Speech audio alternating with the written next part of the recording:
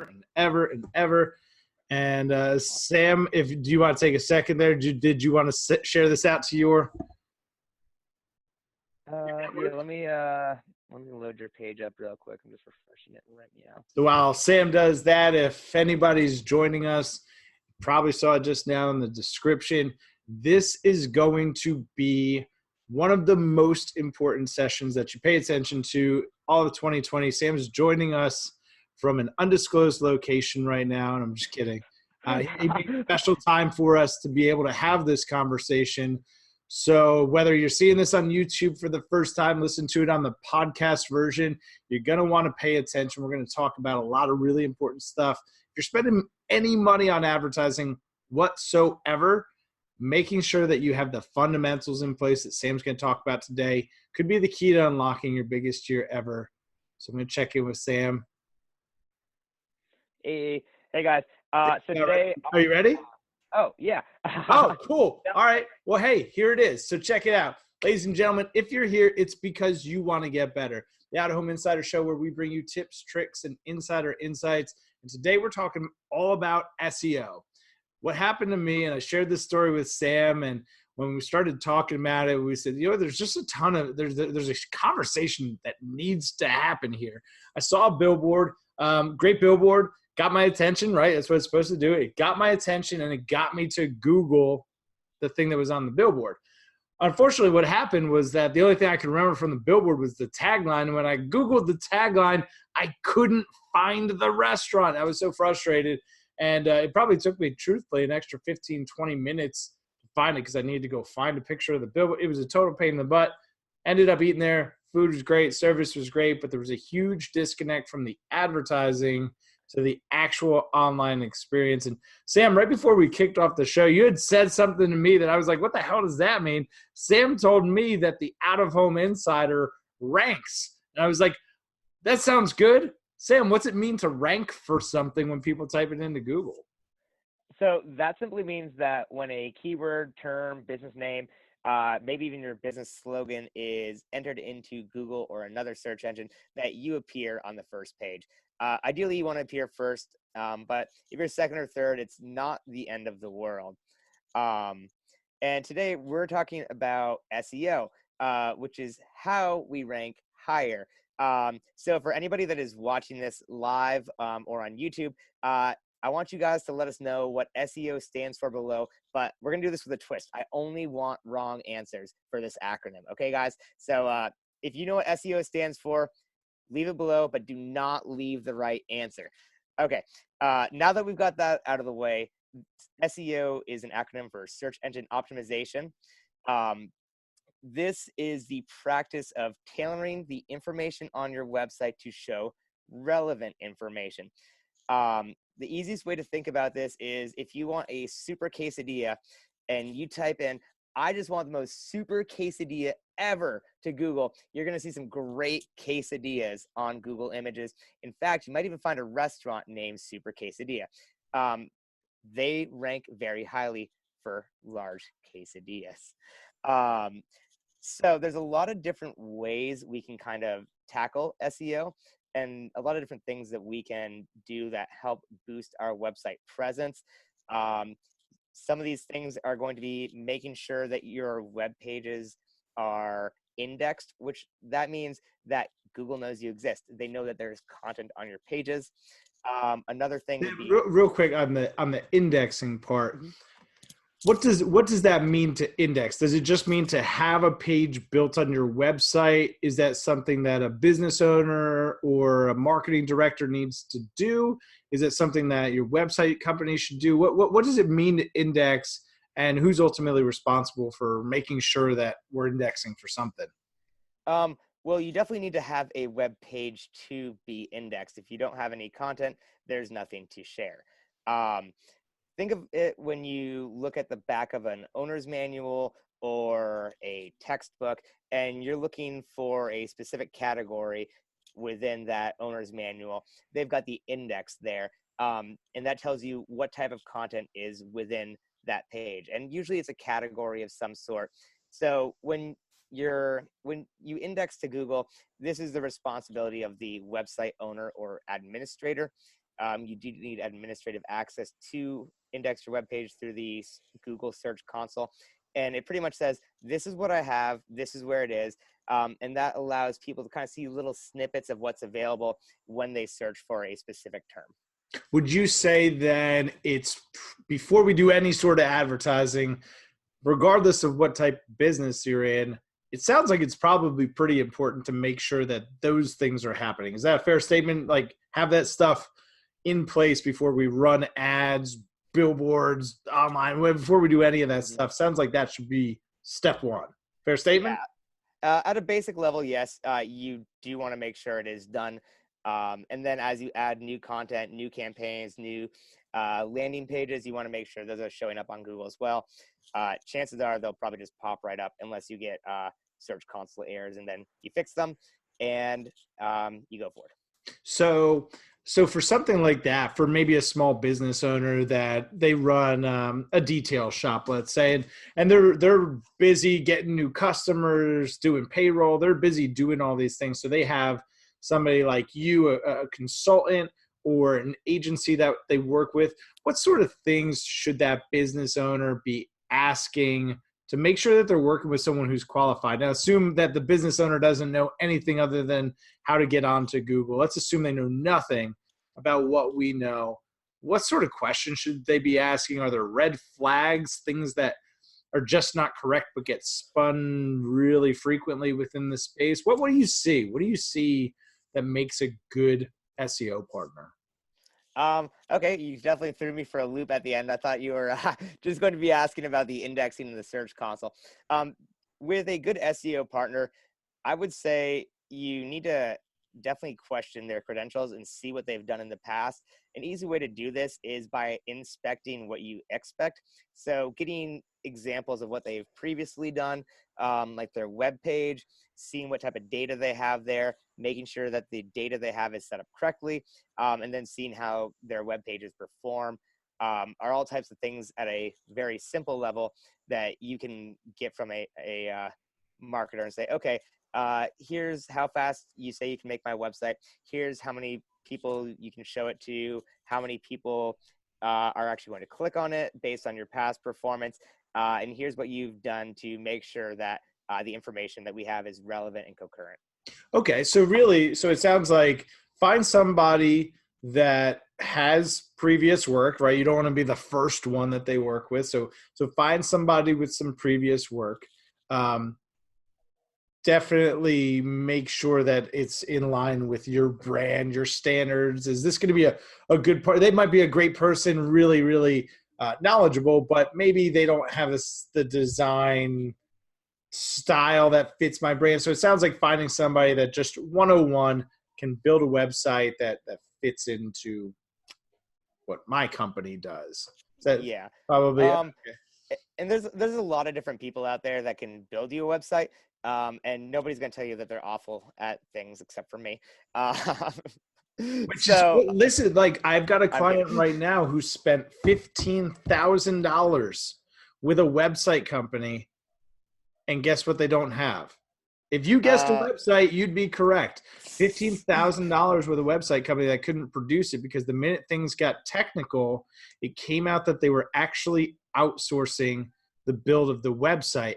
Is that if let's say I sat down with somebody and they seemed like they really knew what they were talking about, I liked their portfolio, and I asked them, hey, do you do this in-house or do you outsource it? Does it matter? I think of it like a general contractor. If they're a good general contractor, does it matter if it's outsourced? What's your opinion on that? Should it be done by the person you're doing business with, or data concerns? What are we overlooking? It's pretty common nowadays in like the entrepreneurial space for people that are scaling up agencies and kind of starting out their businesses, or even are established to get VAs or virtual assistants. A lot of times they're based out of the Philippines or other countries where English is a second language.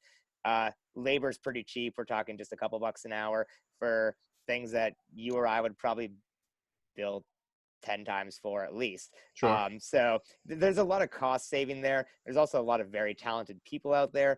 I've worked with software teams in India before that are way more capable of building applications, programs, websites than I am. So it really kind of depends on the team. If they are outsourcing, you kind of want to know what their technical expertise is, what their limitations are. And chances are, if they can get their website to rank on Google and, everything looks good, it feels good, it's fast, they're a good partner for you.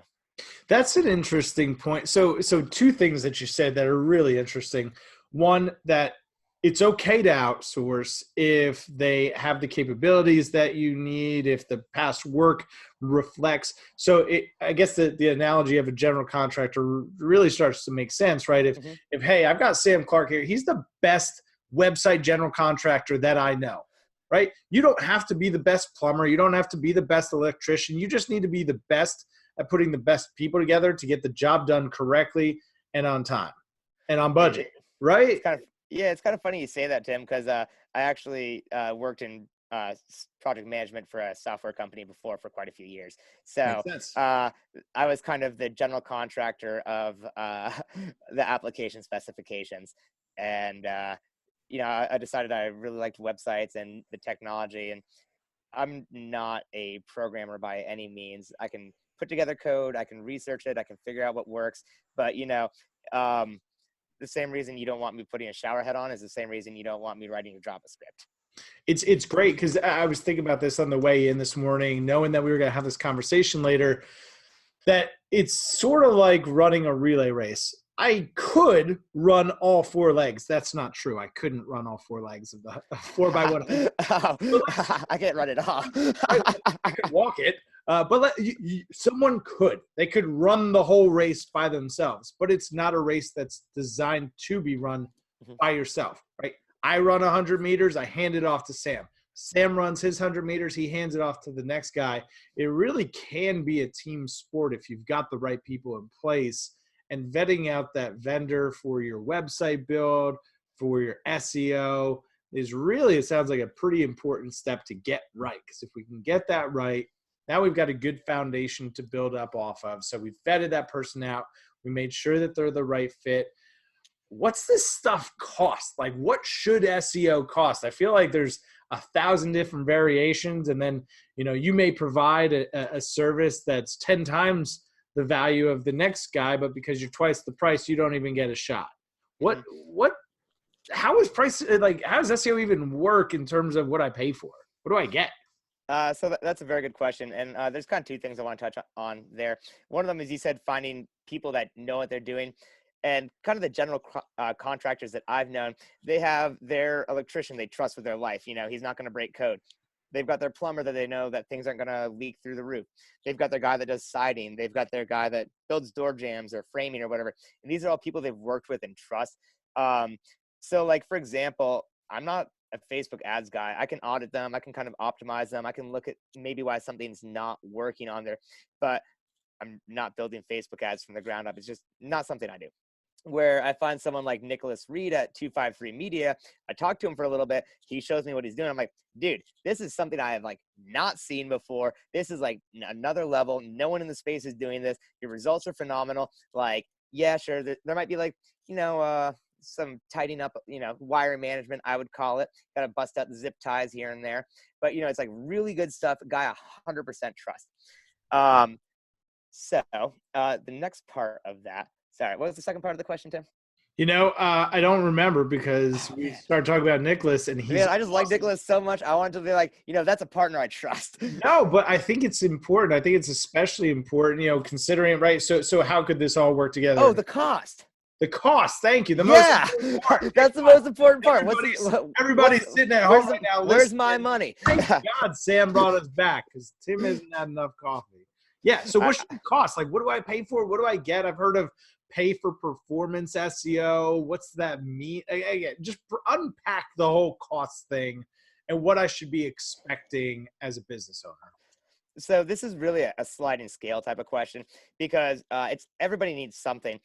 Think of it like when you buy a cell phone, or you see the new iPhone advertised at $499, and then you go in there and you realize that the base model doesn't even have enough room for the whole operating system. So you need to get the bigger hard drive, and then you're like, well, I really like the third camera, so you need to get the third camera on it, and then you can't walk out of the store without a case on your $1,000 phone. And you know how much these screens cost to repair? You definitely need to get that invisible shield and, that wireless charger. So like everybody needs some different level of help, and everybody has some different needs in their life or their accessory case.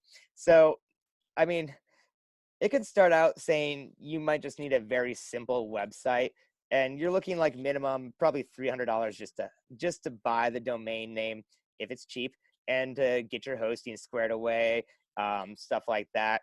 From there, you either need to build it yourself or you need to pay someone to do it.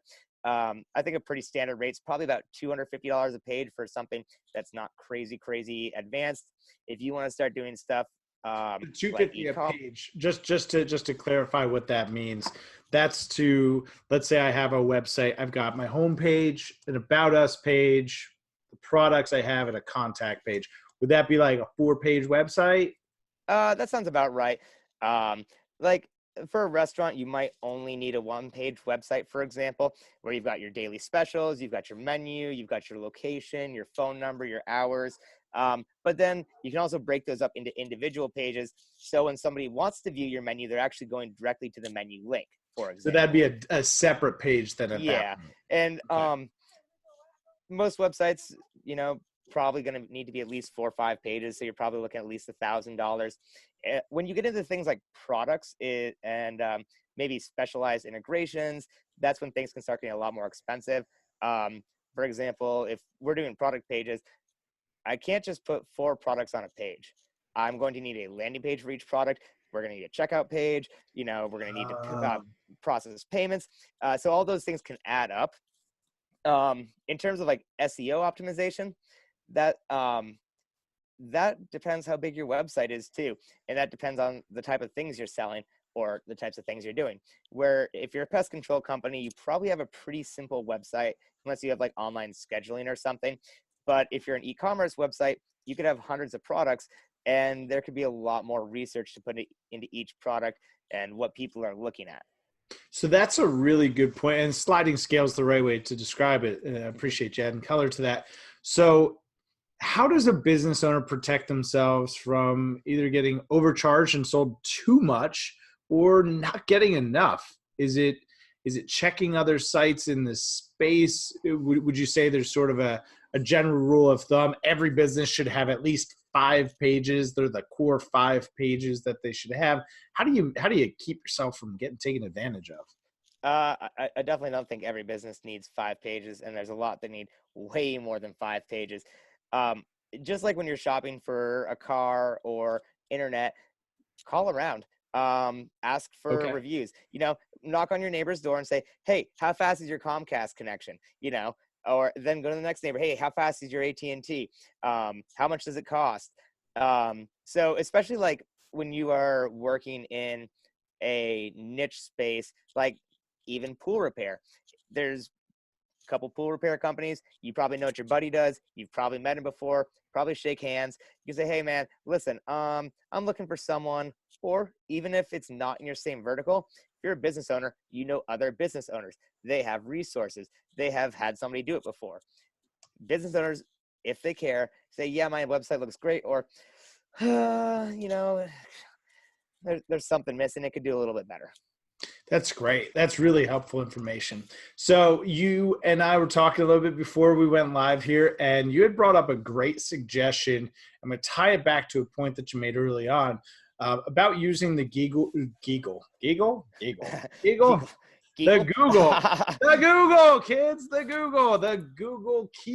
planner to sort of look at what are people looking for. Is the Google keyword planner, is that a good place to go, or should your SEO person be using that to see, hey, what type of things are people searching for? If you're a business owner hearing this for the first time, Google keyword planner shows historical search activity for different keywords, and those things could be like pest control service near me, or something a little bit more abstract. Is that a place that if you were looking at, all right, I'm building out this pool company's website, I want to see what are people looking for in this area?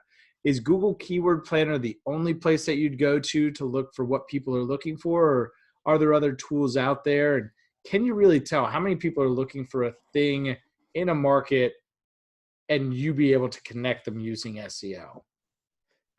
So you can always take a look at what your competition is doing. So, as a business owner, you may or may not have the time to go to every competitor's website. You may or may not understand enough about their website to know exactly what they are doing and who they're targeting. I really like the keyword planner because it helps me know what people are looking at. Now, keyword planner is made for paid advertising, but I really like it for organic advertising because it gives me a base plan of if somebody is interested in something or if there's too much competition. Like, Interesting. Tim, you know what the most popular truck in America is, right? Is it the Ford F-150? Yeah. So if you type Ford F-150 into Google, the competition is ridiculous. Sure. Ford's website is always going to rank above you. But, when people get to the buying phase, they're probably going to be looking for colors, trims, drivetrain engines, that kind of stuff can help narrow it down. And when you say, okay, well, there's nobody searching for like gray 2020s in like whatever, but they're looking for four-wheel drives, super cabs in this trim level, that's when you can say, okay, here is my point where I'm not competing with every single person on the planet, but I'm also still reaching people that are looking for something. And a lot of times with services, you kind of need to take a step back and think what the customer might actually want. So, like if we use the pest control example, they probably have like some crazy chemicals that come in a giant shipping container and, have to go through biohazard checkpoints or whatever. And they've got technical names for their mosquito repellents and roach killing traps or whatever they do. The customer isn't going to understand the chemical names or, maybe like their in-house processes. So you might want to think about, okay, if I've got a problem, what is the average person going to look for? And that's another really nice part of the keyword planner is that it gives you search suggestions. So, if, there's a lot of synonyms and synonyms out there. So if you are looking for one thing, this might say, well, this is pretty close and people actually like this more. That's really helpful and a great way to look at it, because sometimes when we are too close to a thing or we're in the industry, we use industry speak, we use buzzwords that only make sense in our language, and people are like, what the hell are you talking about? And Google Keyword Planner, it sounds like, gives you that more objective. This is what real people who want to do business with you, these are the words that they're typing in. This is how they talk. So it sounds like in a lot of ways it makes you an even better business owner and understanding what your customers may be going through on the other side when they're trying to find you. And if we can understand that, then it makes it really easy to find each other. What I forgot to mention at this point, Sam, is that you're from Hotlanta, right? You're in the No, I'm from Vermont. I live in Hotlanta, Vermont. but don't Got call it. it Hotlanta. It says that Hotland. as soon as I you get can't off the call it plane here. Hotlanta. No, there's this giant sign at the airport that says "Don't call it Hotlanta." I'm not That's kidding. so fun. Oh, so they're using outdoor advertising to prevent people from calling it Hotlanta. Interesting. I'll put They that might on. have taken it down. I haven't been on a flight in like a year, but That's fun. it's definitely there at one point. Well, the reason I bring it up is because you brought up some great examples of businesses and brands that you've seen local in your market. And one of them is a law firm, I think, Montlick and Associates. And they sort of had an interesting tagline. And it sounds like, unlike my restaurant, who didn't rank for their tagline, sounds like they've done some things to make sure that they are. Can you elaborate on that? Yeah. So in Atlanta, unfortunately, we do have giant billboards. Those are outlawed in the beautiful state of Vermont. We like our He doesn't scenery. mean that. He doesn't mean that. No, billboards are great, So Montlick and Associates is a law firm here that I thankfully haven't had to employ. They probably help injured people or people that got arrested, and I don't want to be either. So they have all these signs all over, and it says things are looking up, and like it usually portrays someone that had an unfortunate situation, is now going to get a wicked big settlement coming to them, probably going to retire for 30 days till they spend it all.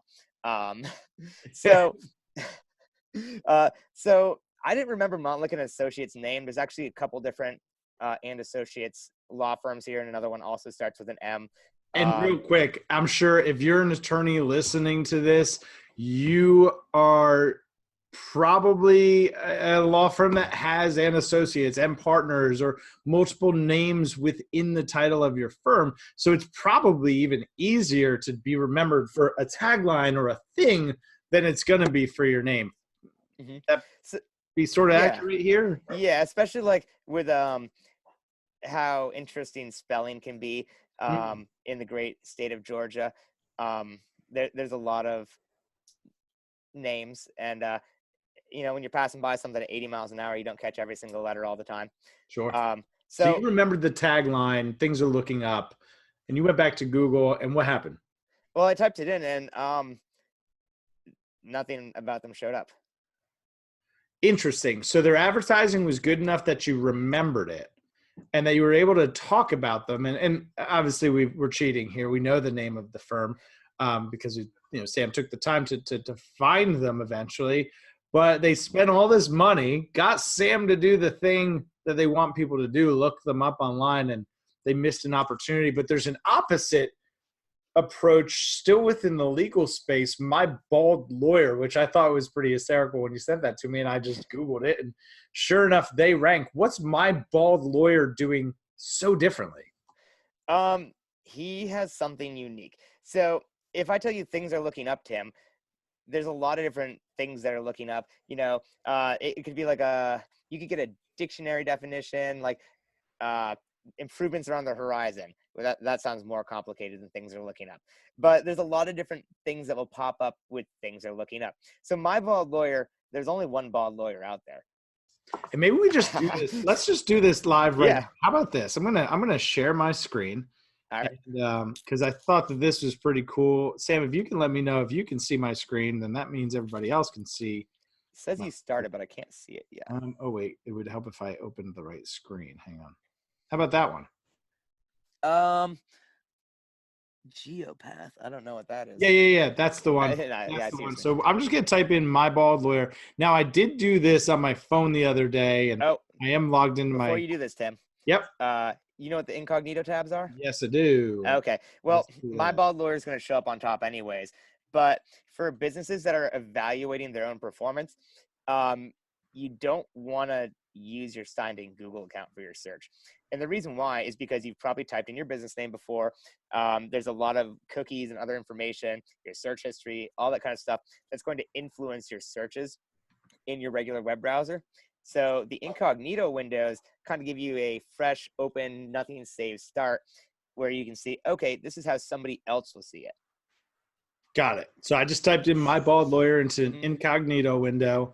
And, well, sure enough, there's a whole bunch of stuff about this bald lawyer and pictures of his billboards and press releases. Lawyer uses his head in bald lawyer ad campaign.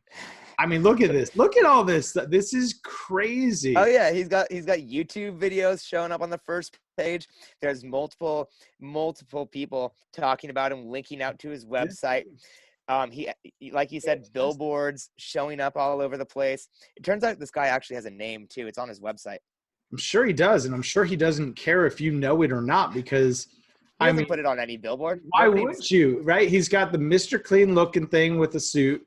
Injured, don't pull out your hair. My Bald Lawyer. I didn't see that one. Oh, dude, this is excellent. Right? That's awesome. I mean, shoot, he ranks for, I guess he ranks for Billboard. Oh, yeah. He probably has those. Where's that pic? Let me check the images. It's a little bit image results better on my screen.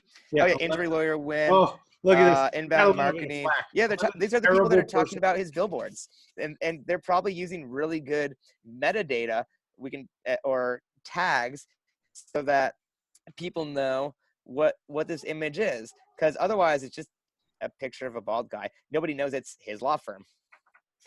And how great is this? Now we're to the website. We're really going through the customer journey here.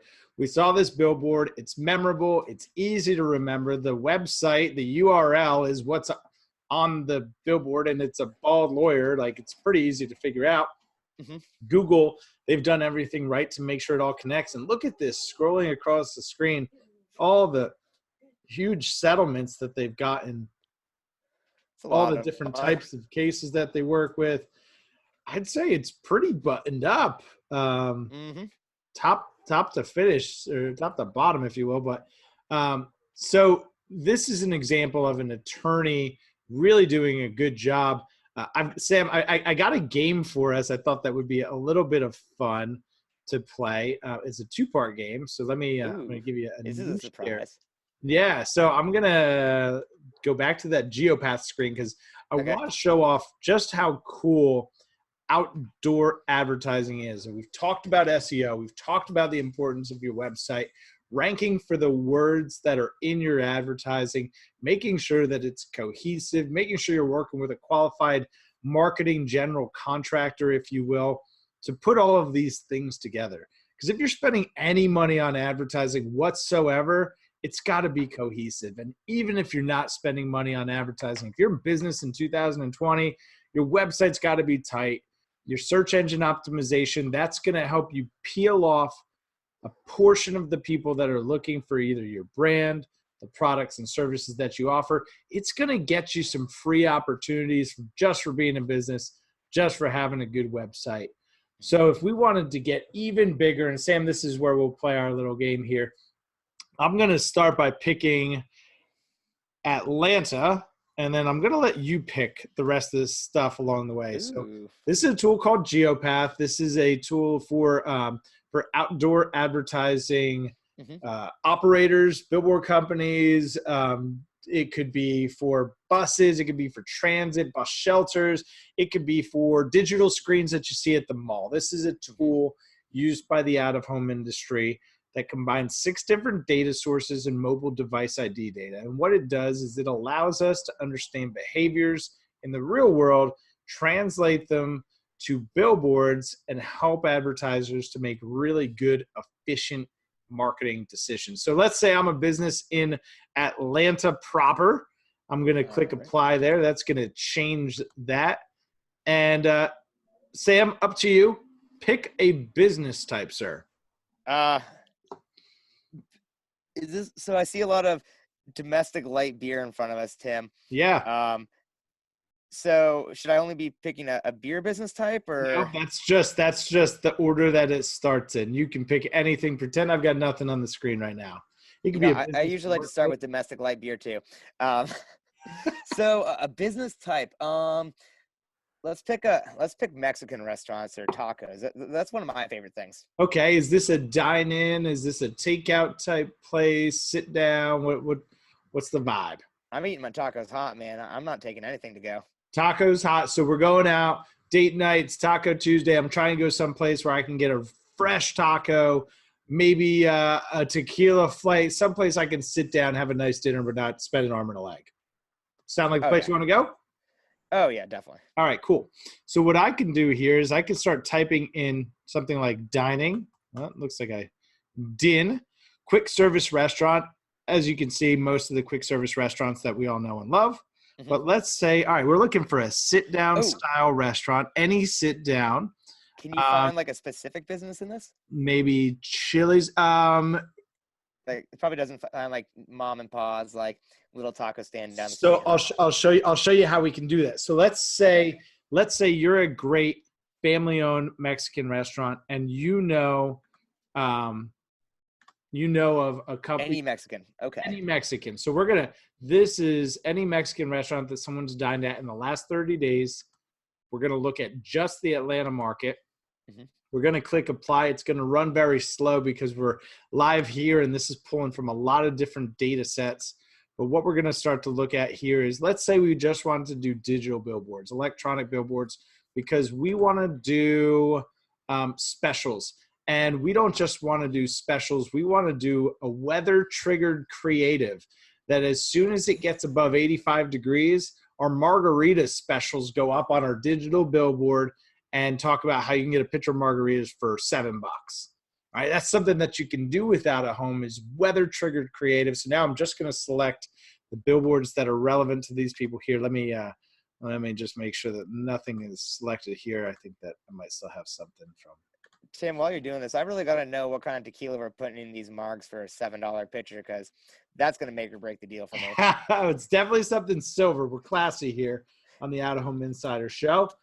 So here we go. You can see it's starting to sort out, and we start to see where some of those locations are. You see here, Kimball Bridge. I don't know if that's a popular spot for you or not, but we're looking at Atlanta. We're going to look at the digital billboard inventory. And let's just say, you know what? I want to find the top 25 that best match my target composition, that best match my target audience. Now, again, this map is processing a ton of data and oftentimes does lag a little bit. What I'm going to do is I'm going to slide us over here. And what we can see is that it's broken down these different billboard locations. You see this little percentage off to the right-hand side here? This means that 32% of the exposed impressions. So if there's 100 people that drive past it each day, 32 of those impressions are going to be to somebody who has eaten at a Mexican restaurant in the last 30 days. So in terms of being on target and getting your message in front of the right people, now you can do that without a home by using a tool like GeoPath so that you're on just the right locations. But you still might say, yeah, but Tim, billboards, they're freaking expensive, man. Like, it's a ton of money. That's great that 35% of my impressions are on target, but I really need to be efficient here. The cool part about this is if it's an advertiser that's really looking to make a play in the market and they've got a budget, outdoor advertising drives more search than TV, radio, and print combined. That means if you were spending $5,000 on TV, $5,000 on radio, $5,000 on the newspaper, $15,000, if you spent $5,000 with out-of-home advertising, you would get a greater return in terms of search engagement. Sam, how valuable is it to an SEO strategy to have more people looking for the things that you are actively including in your SEO strategy? Is that important, search volume? Search volume is absolutely important. What's also important is what you do with that search volume. So you want the people actually clicking. If they see you on Google and they don't actually do anything with seeing you on Google, okay. If they get to your website and it's really, really slow and you have a high bounce rate, you're acquiring a lot of people that just kind of knock on your door and leave. So it's important. We got to help people want to find you, right? We got to let enough people know you exist. We got to make it easy for them to get to you once they do go look for you. And then once they're there, it's got to be a good experience, right? Yeah. Like, you're not going to leave your brick and mortar Mexican restaurant looking all disheveled. That's sort of gross. So your online should really be a representative. Would you say that the website in 2020, would you say the website's even more important? Oh, definitely. I mean, like, your website is pretty much everything nowadays. Obviously, if your food's not good, I'm not coming back. But if I can't find you, I'm never coming there in the first place. And if I don't know what your pricing is like, if I don't know what you have available, if I can't smell it through my phone, I'm probably going to look somewhere else. I can't smell it. That's the sound bite of the session. If I can't smell it through my phone, look for somebody else. If I can't see that crispy cheese on the quesadilla, like, if it's not like crispy, like in my mouth, like taste it. Sorry, that was my screen protector I just bit. Like, I'm getting hungry. But you're right. And so I'm gonna share my screen again. Because there's a part 2 to this game, and I want to make sure that I've got the right screen here. There we go. So we talked about being on target. We talked about the efficiency of outdoor advertising in terms of driving search. As a matter of fact, it also drives more social engagement. That's Facebook, Twitter, Instagram. Drives more social engagement than TV, radio, and print combined as well. So if you're doing any of those traditional mediums, and you're not too sure if things are working anymore, outdoor could be the way to go to not only get more efficient, but also to quantify it. Because one of the tools available in the out-of-home space is something like this. And this is from a company actually out of North Carolina called Reveal Mobile. And how we use a tool like this, and let's just continue with the Mexican restaurant example, is, Sam, you come to me and you said, Tim, I need to get more people in my restaurant. I need to get more people looking me up on Google. I need to get more people on my website. I just need more. Say, okay, well, let's look at the people that are already coming to you, right? They've gone through that entire funnel. They heard about you, they looked for you, they tried you out, they've been there. Well, those people are going to start to demonstrate a behavior that is not all that unique. We like to think that we're unique snowflakes. We're really not all that unique. And when we start to look at data like this, I can set a geofence around your location that filters out all of your employees and then monitors the behavior of customers. Where do they live? 81% of your customers live within 25 miles. Well, what does that 25 miles look like? That 25 miles could be a circle, it could be a square, or it could be completely linear like this and right along the main thoroughfare. Where do your customers work? You see how those different hotspots start to change. So let's say you were trying to influence somebody on their way home from work for dinner. Well, I know that the majority of my customers, they work over here and they live right here, and it looks like Bethlehem proper. So if they're over here, what are the routes that they use to get here? And if I know that where they work and live, and I also know other places that they maybe go to dine, I can start to look at those places. Well, what is it that they like about going there? Is it that they have a great selection of special combinations for dinner? Is it the ambiance? What is it that makes those other places unique? So now I know how frequently customers come, right? I can tell how often my best customers are there. What are other ways that I can get my best customers to come back one extra time a month? Because if I'm a restaurant owner and I can get my customer to come back 12 extra times a year and my average ticket's $20, well, I just made an extra $240. I added $240 to the lifetime value of my customer by having information like this, by a proper planning process to your out-of-home strategy. So having information like this on the forefront, I can say, Sam, this is what we know about your customer. And we're going to target those diners and Mexican restaurants. We're going to look for locations that are right in and around here, because those are the ones that make the most sense based on what we know historically about your business, what we know about customers who have already chosen your business. Is this anything that you've seen before, Sam? And don't feel like you need to glorify me here, but are there conversations like this taking place? You work with so many different businesses. Is anybody as a media partner bringing ideas like this from what you've seen to the small business space? I think that this is pretty neat, and I've never worked with anyone that runs billboards before. I didn't really realize that they actually geo-targeted those things. I figured they just popped up an advertisement, but it makes That's what I sense thought, man, it right? makes sense that every single digital ad I see is Atlanta-based now. They're not showing me, sawdust mills in Oklahoma. Sure. It makes sense. And that was, for me, that was really the big epiphany, the aha moment as a digital marketer coming into the out-of-home space. And I'm seeing all the technology available. This is just like everything we've done online. This is every single Facebook ad. This is every single Instagram ad. This is everything that we already do. We target behaviors. We target psychographics. We target demographics. We're just able to do it now with billboards efficiently, cost per thousand basis. That's always a fun conversation when you're talking about big media. What's a cost per thousand? 1,000 impressions. What's it going to cost me? I'm running Facebook ads right now for my. What's that? 1,000 people pass by your billboard in 2 minutes.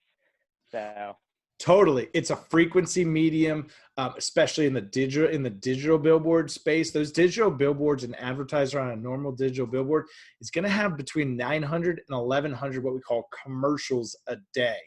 So, is it a direct response medium? No. Can it be? Not sure. I'm testing it right now, as a matter of fact, to see, can you drive qualified leads from a billboard to a website without any additional support? I'll let you know.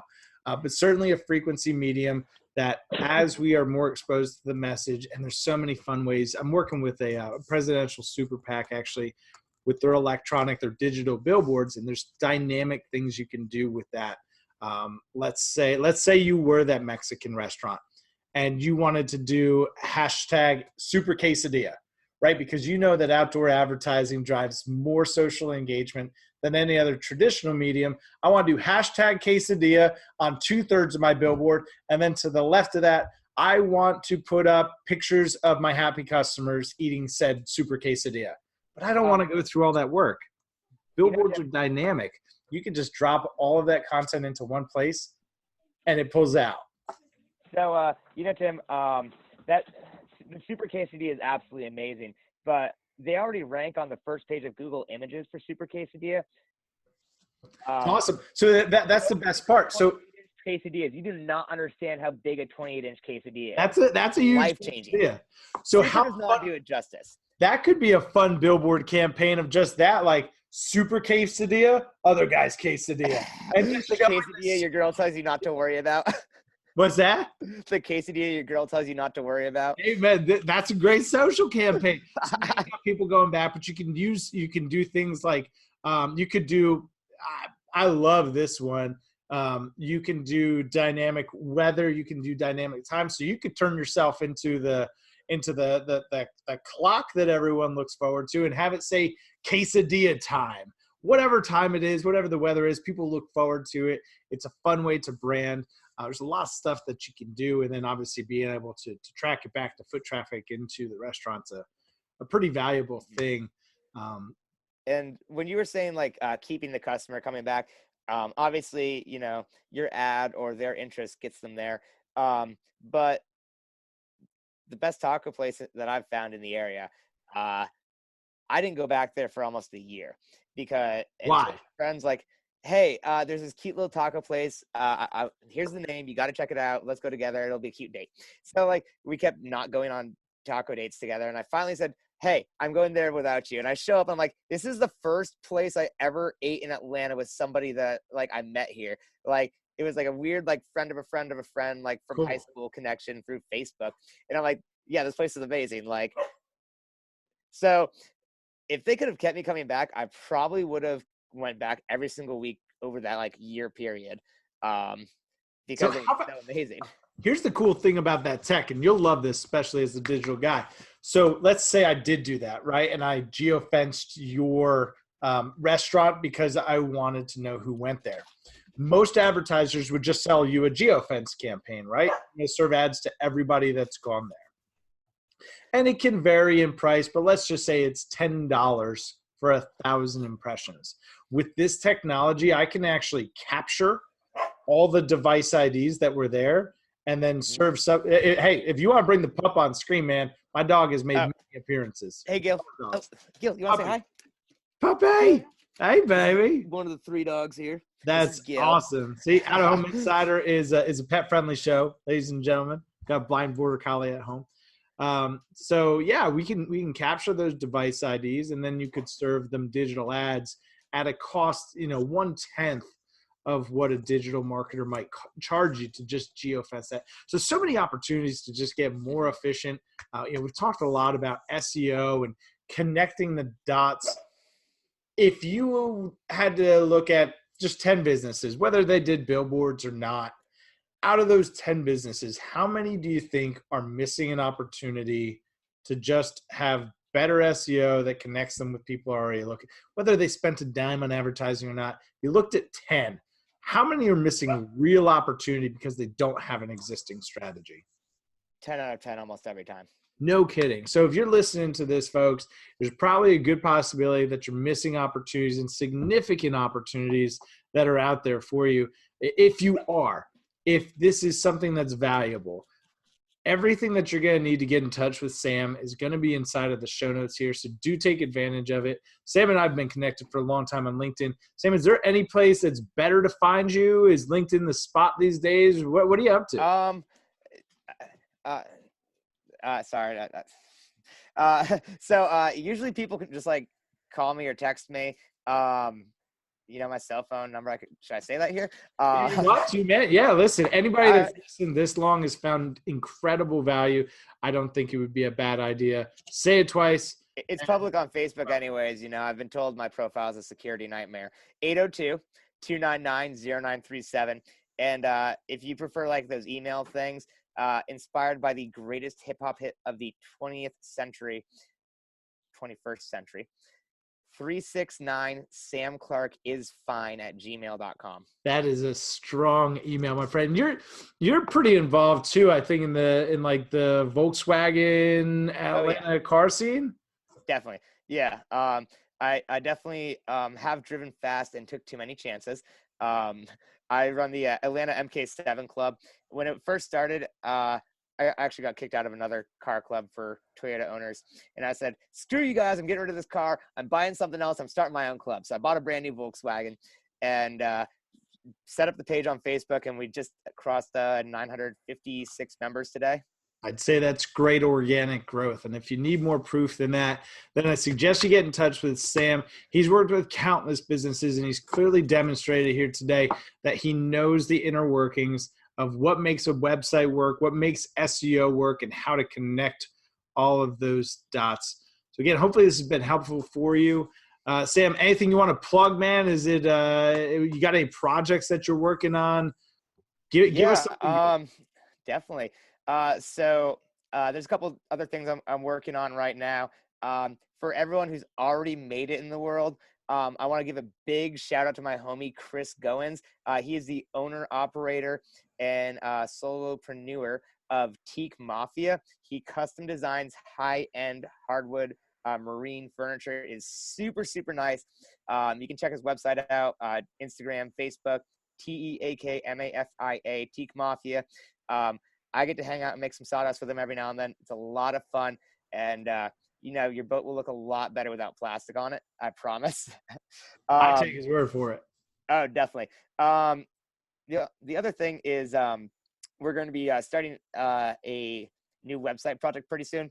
So I've been doing a lot of work for a Mexican restaurant, surprisingly. That's probably shocking to you. After all that. Recently, and I've been doing a lot of experimenting with just kind of like what makes the pages faster, solving kind of common problems that we encounter with next generation technologies being adapted, where people aren't quite sure, okay, we've got this new thing, okay, it works. How do we make the old and the new work together without causing issues? So I was going to call it building the perfect website, but I'm not sure that's possible yet. So I'm working on a project right now. Nicholas over at 253 Media is going to be involved. Basically, he asked me the other night, Sam, what does this stuff mean in the real world? Which is a question that a lot of business owners are going to ask. They're going to see dollar signs on the cash register when you start talking SEO, revitalizing their webpage, whatever services they may be. And I said, you know what, Nicholas, I've got a few different websites here.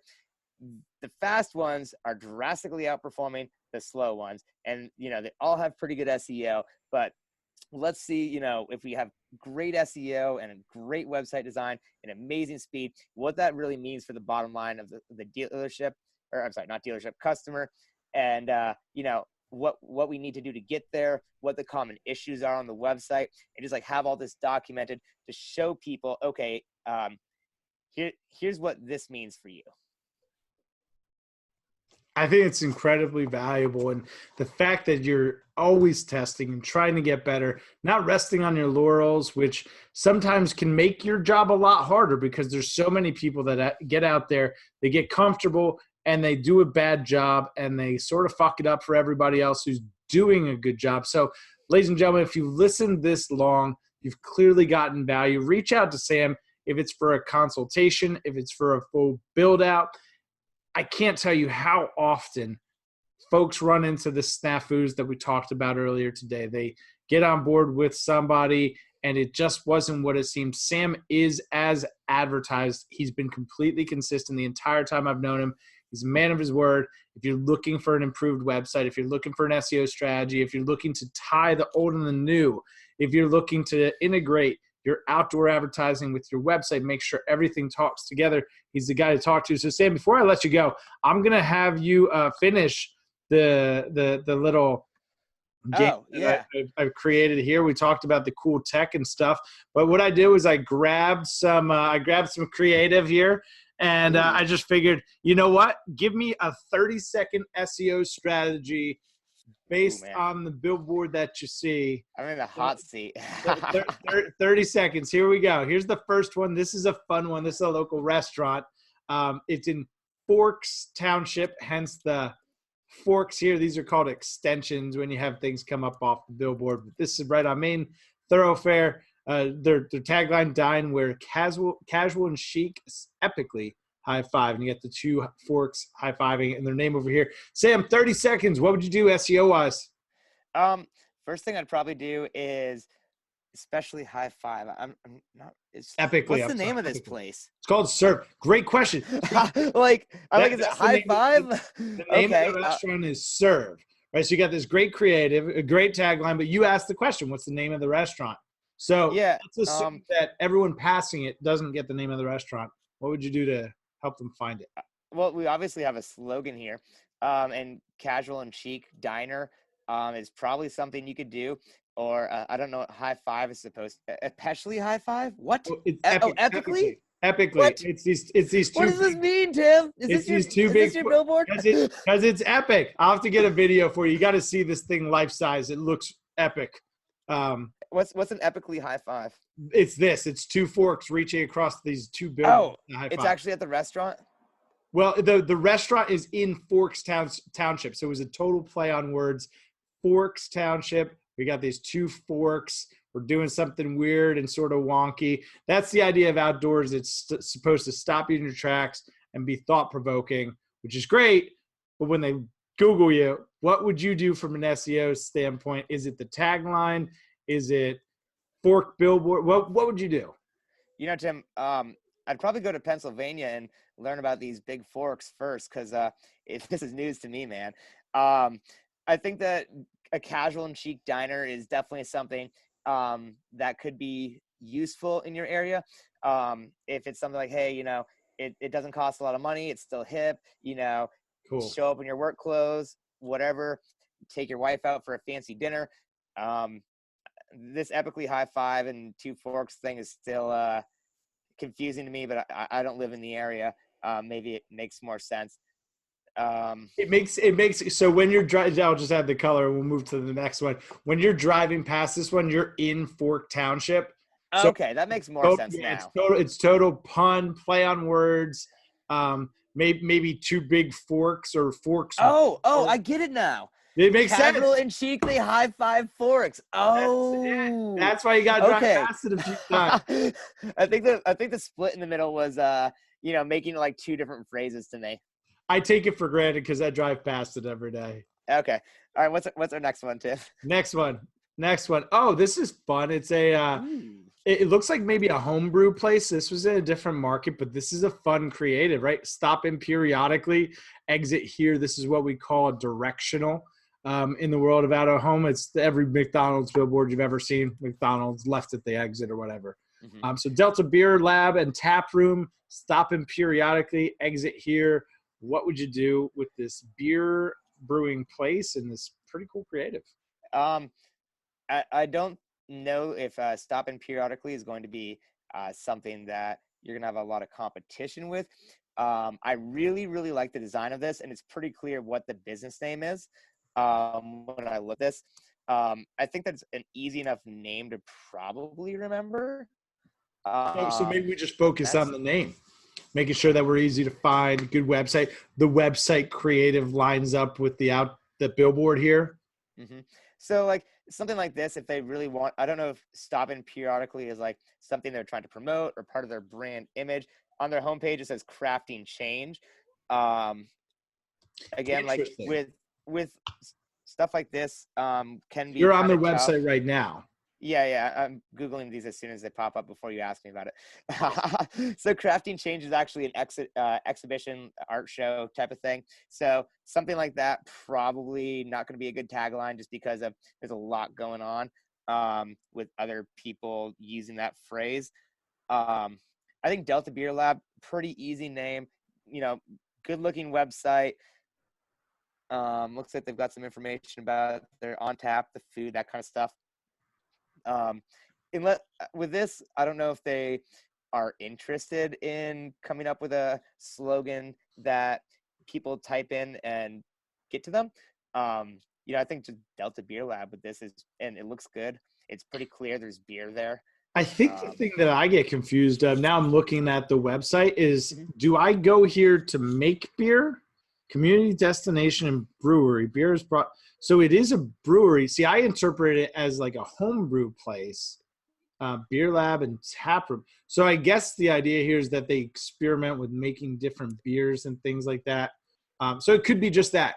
Continuing with this periodically thing, like we periodically change our beers, and here's what's new.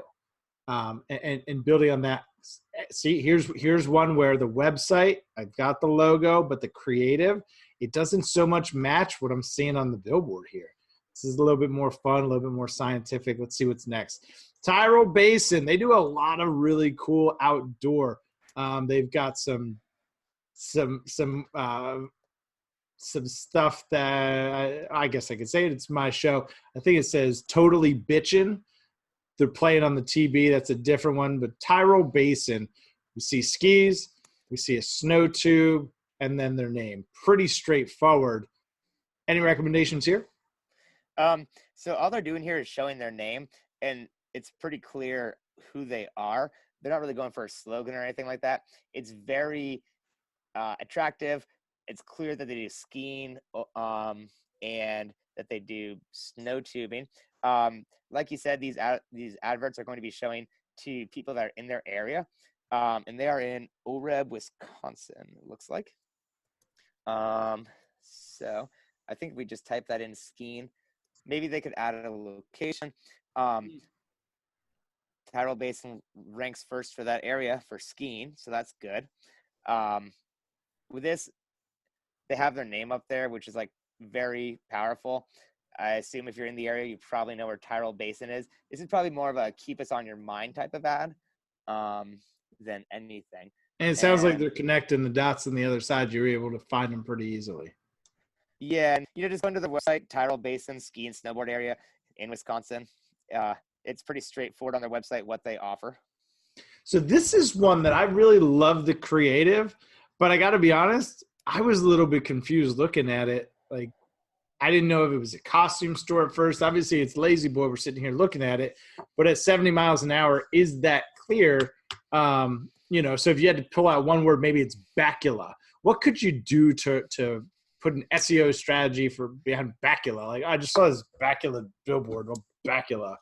What is bacula? Well, the good news is that nobody in the world uses the word bacula for any search results. So you already have a unique term, which I really, really like.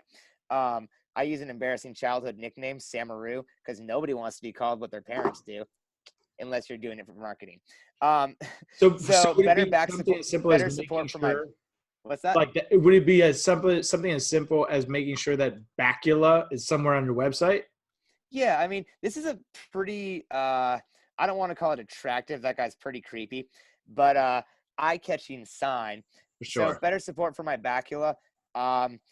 Is there only one Lazy Boy store? Do they have a real name? Is it corporately owned? Moonlight Madness means nothing,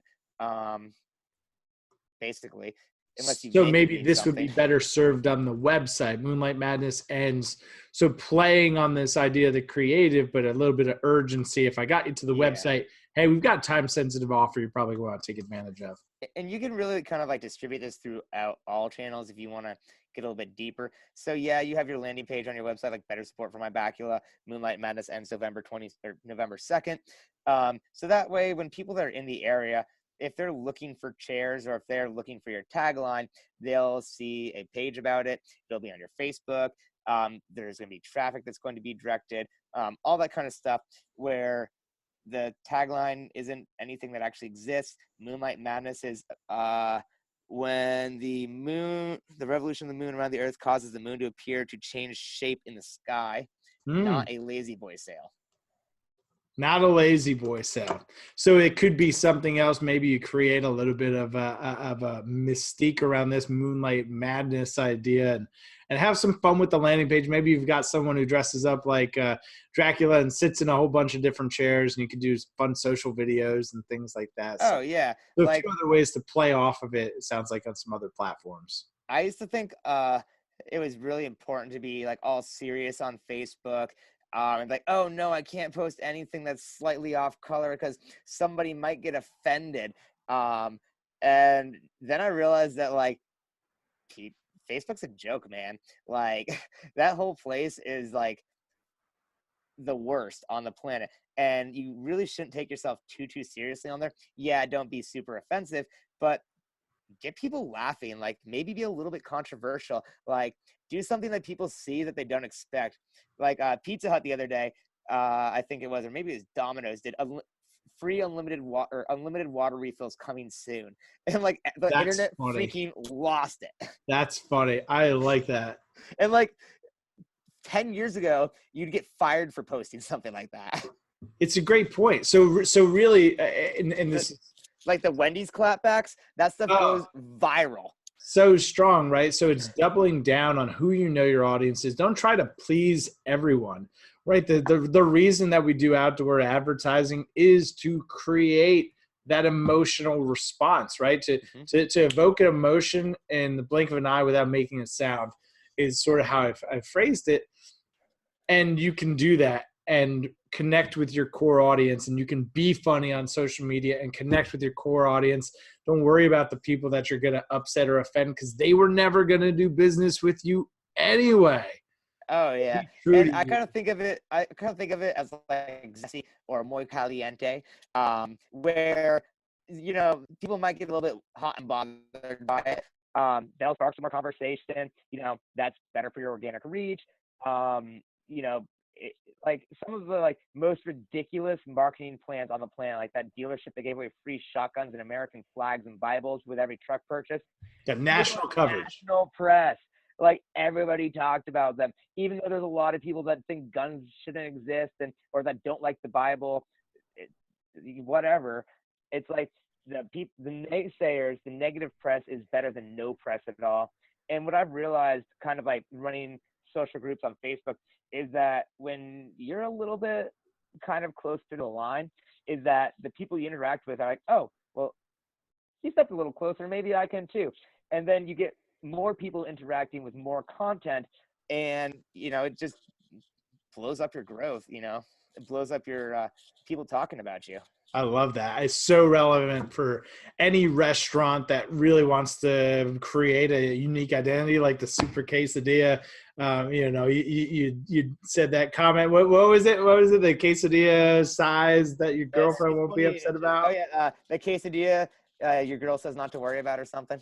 Yeah, like that's what, if they're not doing that, they should be doing that, because it's going to be hysterical, and the audience that is going to go there for the 28-inch quesadilla is going to appreciate a brand that can just find you a girl that looks at you like she looks at tacos.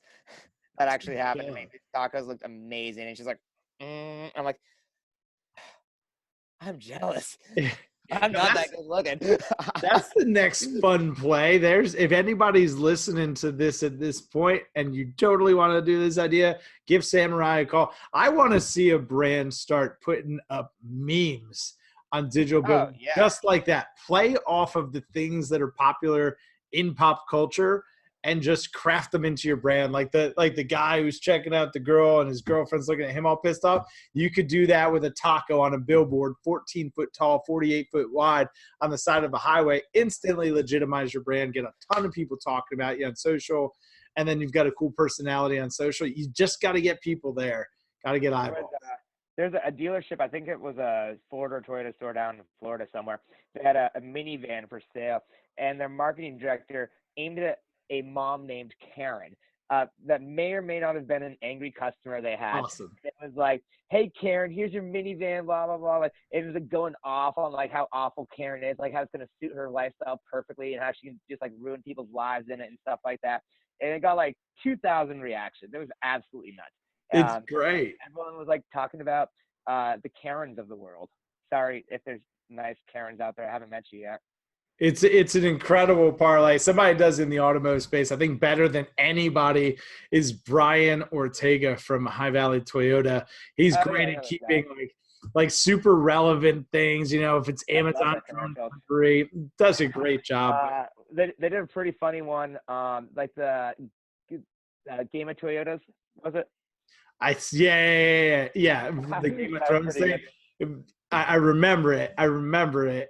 It was I feel like it was last winter at this point. It was like a winter is coming, Game of Thrones sort of. Yeah. Don't be afraid to have fun with your brand. It's a great point that Sam brings up.